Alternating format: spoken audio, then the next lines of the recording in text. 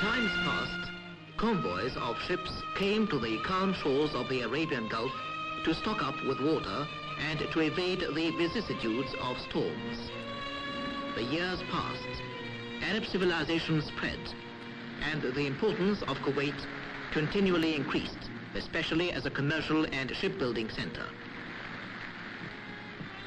Kuwait was not always free of trouble. It withstood the attacks of marauding tribes, but overcame them in battle. As a result, however, the old wall of Kuwait was built, stretching from Nisf in the east to the Badr district in the south. This wall gradually fell into despair, but after the renewal of fighting, a new wall was built, encompassing the city of Kuwait and its inhabitants. The length of this wall was 5 miles and its height 14 feet. It had 4 gates and many observation towers. What remained of this wall was finally pulled down only in 1957. Behind the wall, in times past, life used to go on, serene and orderly. We can imagine the ancient houses with winding corridors, wooden doors, and wooden ceilings supported by simply decorated columns which reflected the popular arts.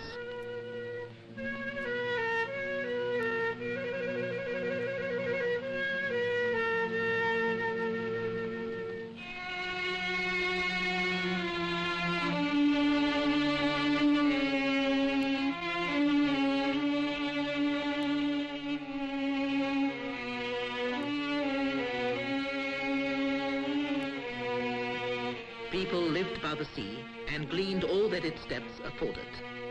Some were fishermen and many more pearl divers, but most were in some way connected with the sea.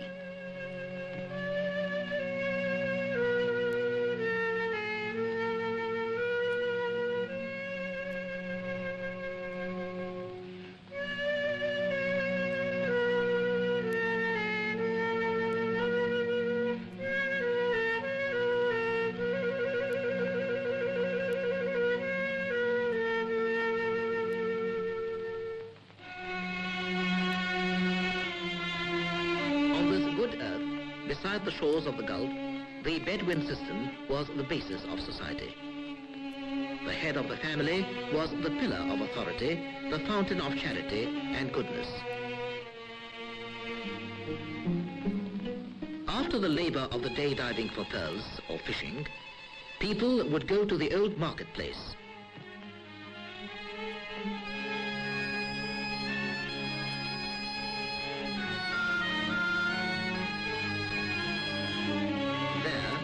Myriad goods were bought and sold, coal in one place, milk, meat or vegetables in another.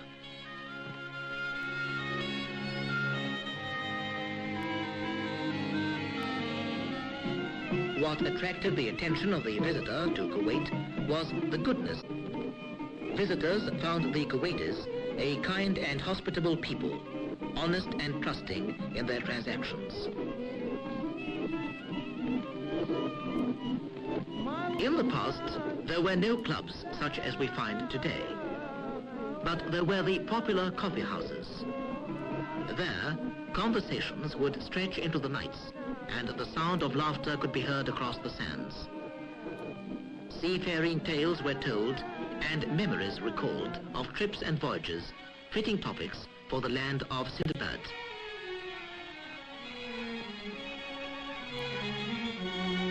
In these coffee houses, all kinds of disputes were settled as well.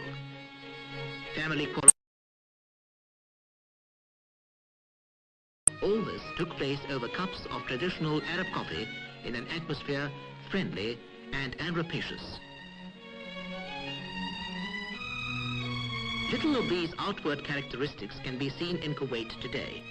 Physically, the past has almost entirely disappeared, though the moral strength has been retained and molded into the present.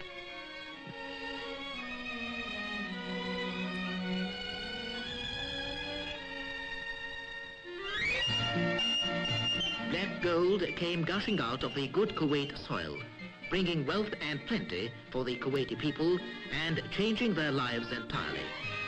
The old collapsed before the new. Skyscrapers shot up. The noise of giant machines and bulldozers rent the silence of the calm shores.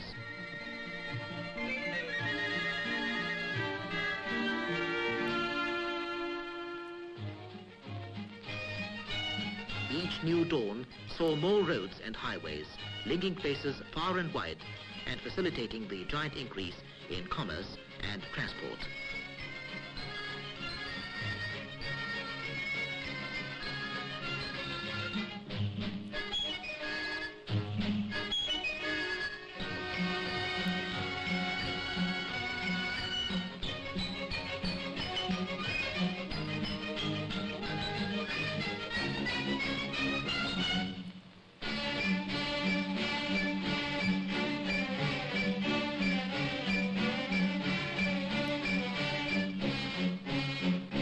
The government took great care to ensure that the new wealth should be spent wisely on the country's inhabitants to provide them with every comfort and security. Just one of the government's projects is to provide all Kuwaitis with modern, fully equipped homes. These mammoth buildings form part of the tremendous constructional developments that can be witnessed everywhere in Kuwait today.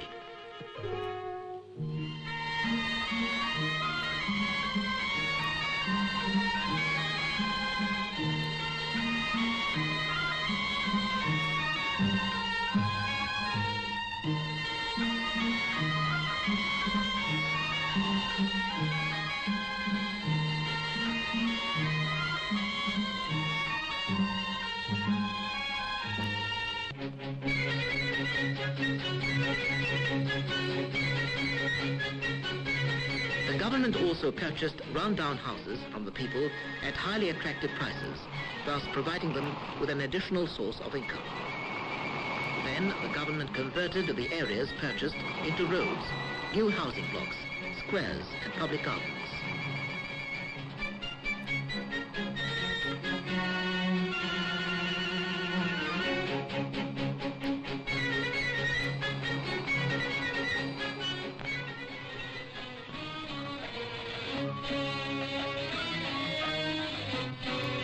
The average electric output per head in Kuwait is among the highest in the world, a yardstick of the high standard of living. Nevertheless, despite the already high output, the state persists with new electrical generating projects for both domestic and industrial users.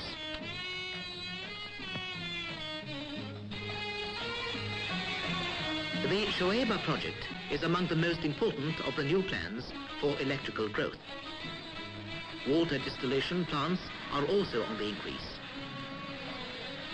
The efforts of Kuwait in converting seawater into drinking water are important to the world at large and have been noted in United Nations reports.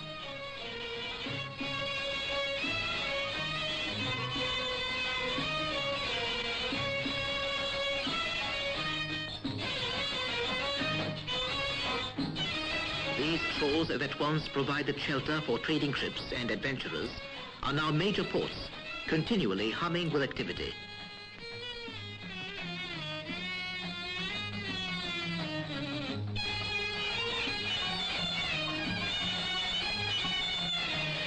Come with us now to the port of Shoaiba. Thousands of ships come here each year to disgorge themselves of thousands of tons of wheat as well as goods of almost every description. The ships replenish with new goods to carry away.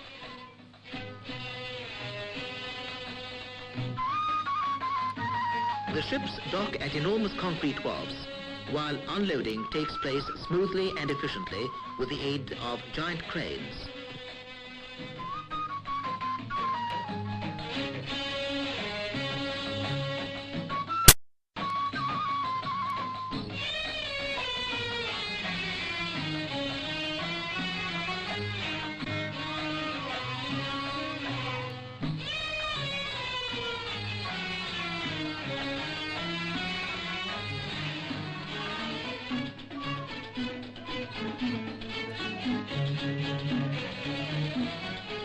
Kuwait management makes these docks among the best run in the world.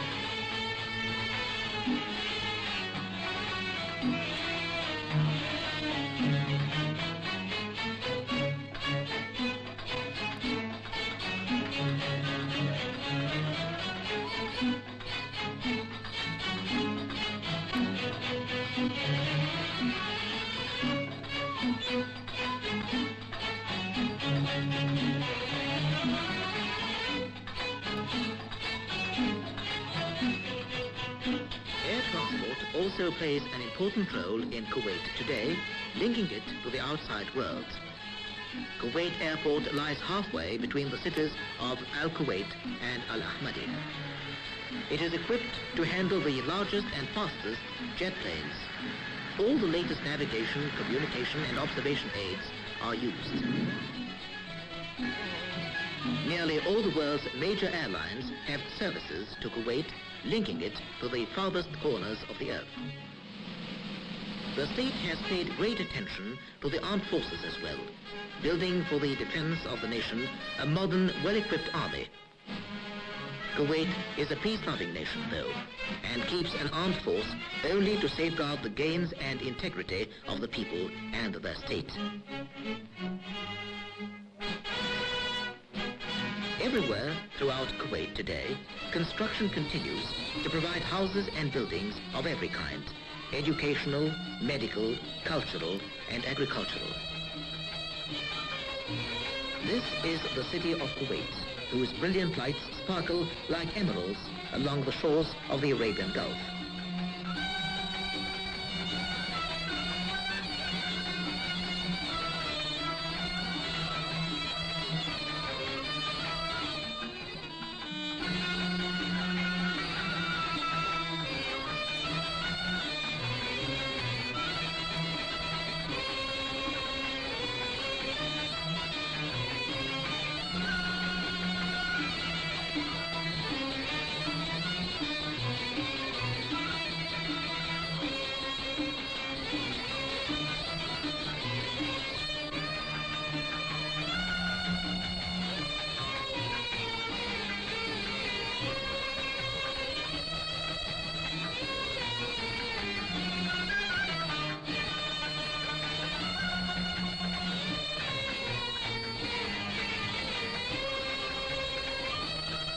Above all, Kuwait is a bastion of Arabism and Islam, a defender of freedom, and a strong supporter of the Arab people's aspirations to peace and prosperity.